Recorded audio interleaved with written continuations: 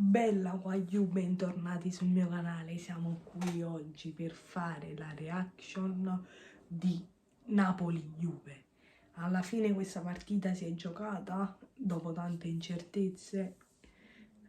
Sarà anche l'ultimo Napoli-Juve di Insigne, quindi speriamo bene e speriamo di vincere. Noi ci vediamo con il match. La battuta in mezzo a cercare il colpo di testa largo, ha trovato McKennie.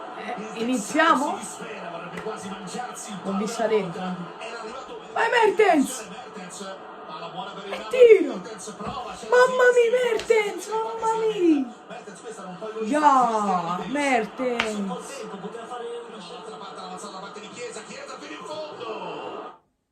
Mamma mia Chiesa! Mamma mia Chiesa! Col taglio verso Politano che gli fa del guarda Mertens! Sì! Sì! Sì! Sì! Mertens! Sì! Vediamo se non è fuori gioco di Politano. Dai! Sì! E zia lui! No! Mamma mia che parata che ha fatto! Bravi, dai!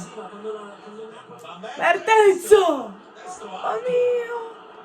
Ragazzi, è finito il primo tempo. Un Napoli che sta facendo il suo per quei giocatori che ha. Ci dobbiamo un po' svegliare a centrocampo, perché non si possono perdere palle così facili. E noi ci vediamo col secondo tempo. Chiesa, conclusione 1-1, il pareggio della Juve, con Chiesa che è arrivato ai rimorchi, ha trovato l'angolo. Ma io non lo so. Al minuto 53. Fortunato. Fortunato.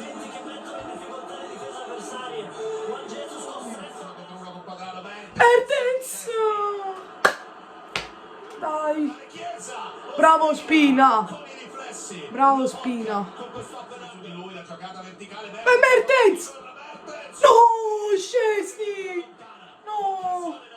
Bravi, dai! Quello è calcio di rigore, perché prende prima la gamba e poi prende il pallone. Cioè, gli tira la gamba. Per me è rigore. Torna! Mamma mia!